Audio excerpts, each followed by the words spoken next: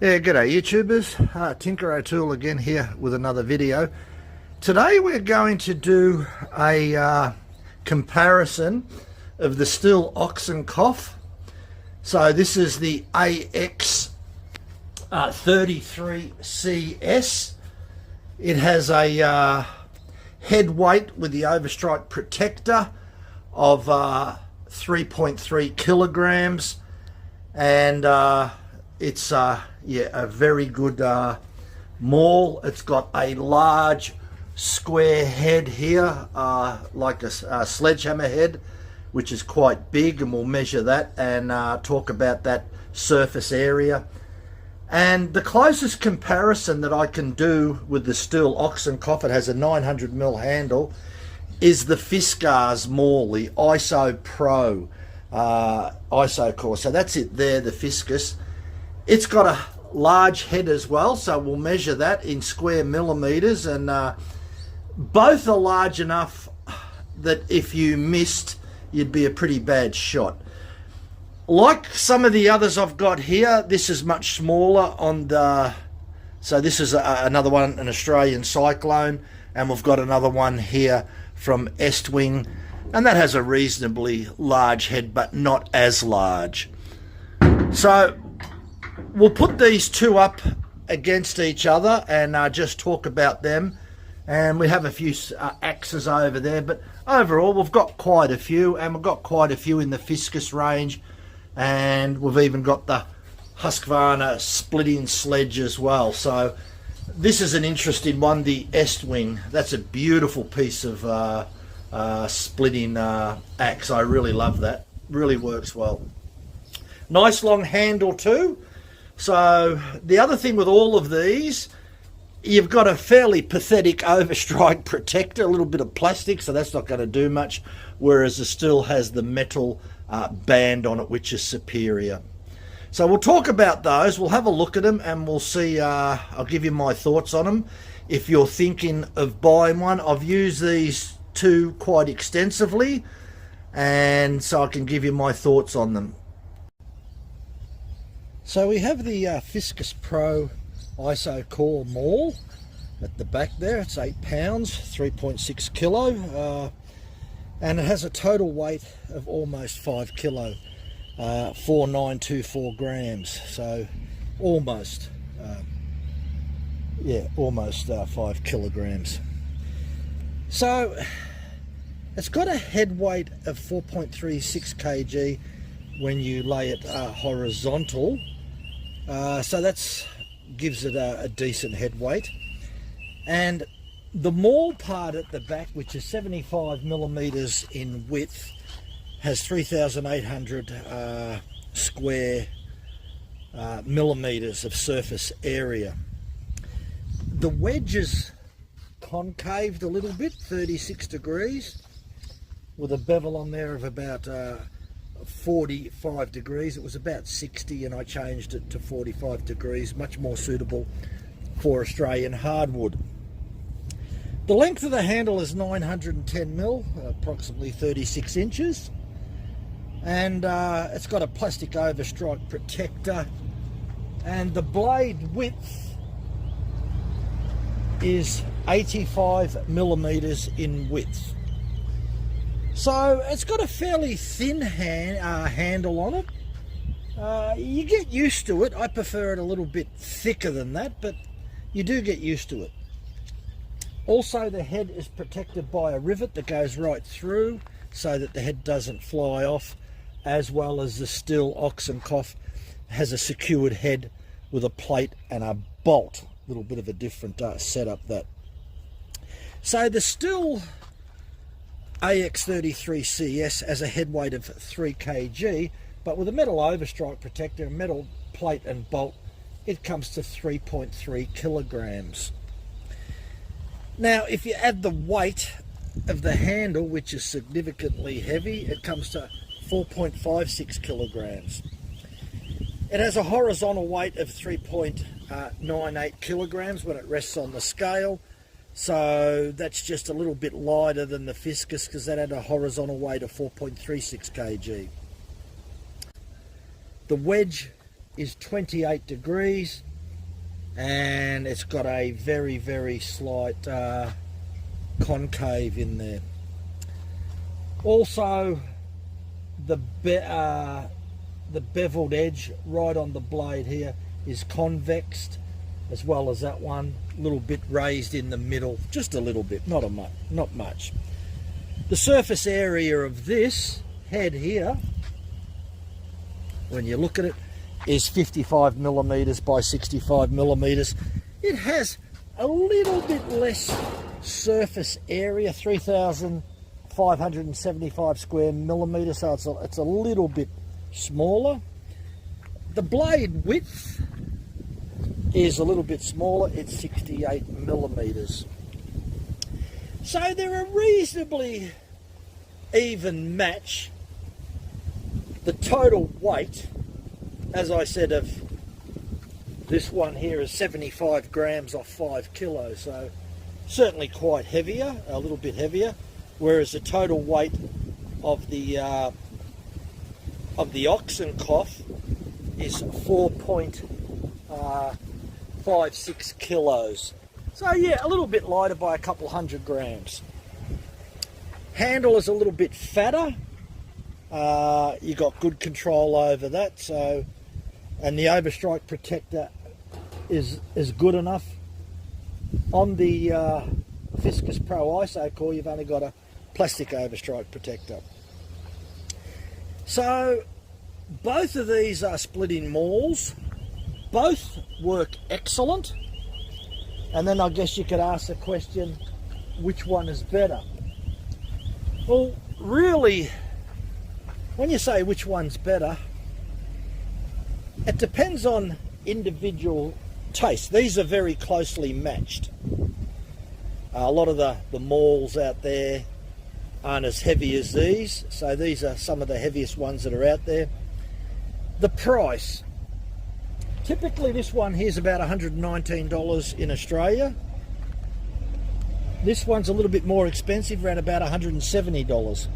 So the Stihl Oxen Cough is definitely a more expensive Maul, and it has brilliant striking force, as well as the Fiskars Pro ISO core.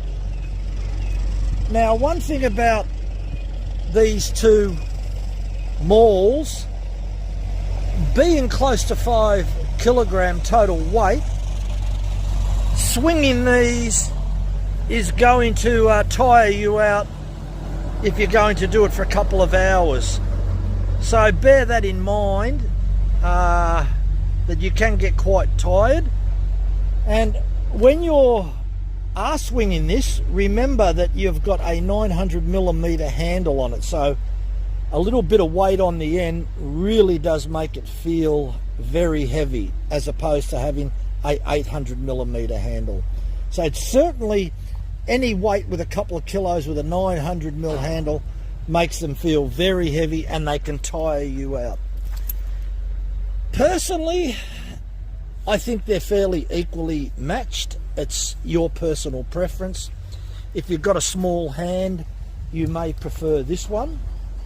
If you've got a larger hand, you may prefer this one. Now, the only other thing that's different, when we mentioned before about the difference in the width, if we bring them over here,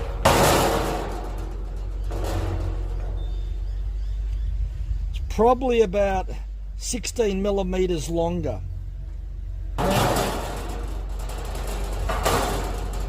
It's interesting when we talk about geometry, when we talk about convex, concaved cheeks, and when we talk about this part right down here near the blade being convexed.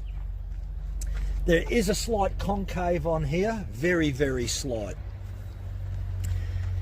The main thing that I believe that gives a splitting axe or a splitting maul its ability to split, two things: the weight of the head is probably the most critical, the length of the handle, and the total combined weight with the head and the handle. So those things alone probably are more critical than the angle of the wedge.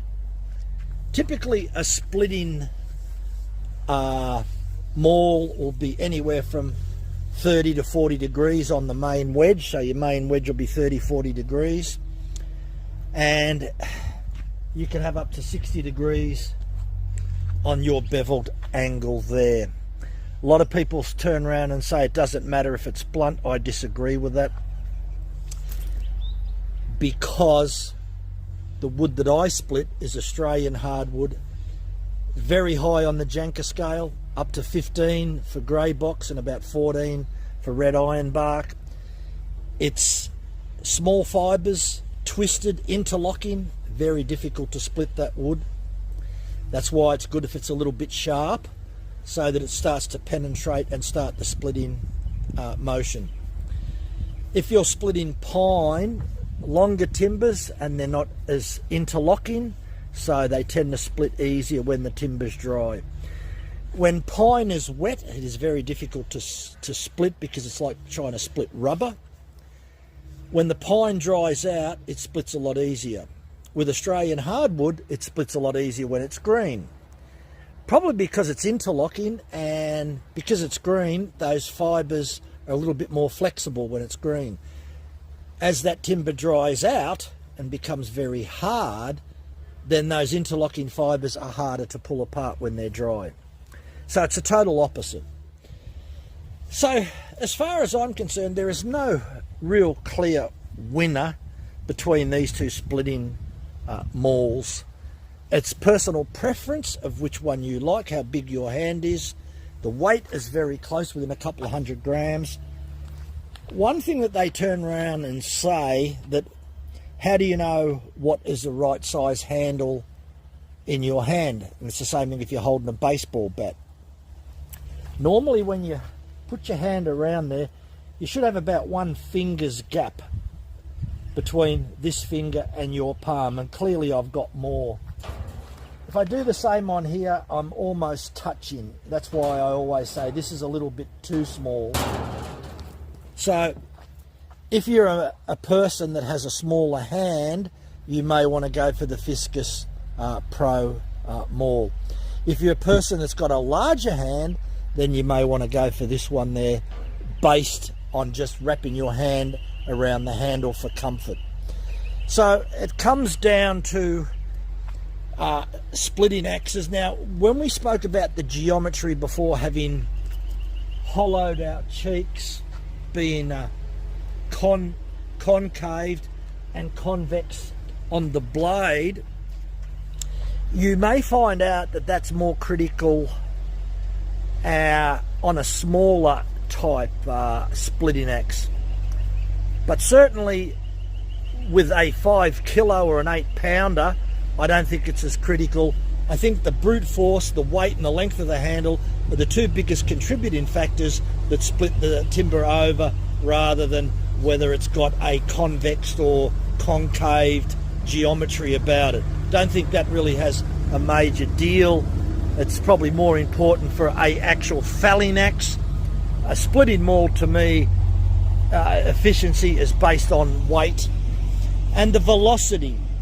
An example would be, if you can swing this at 100 kilometers or 60 mile an hour as you strike the timber,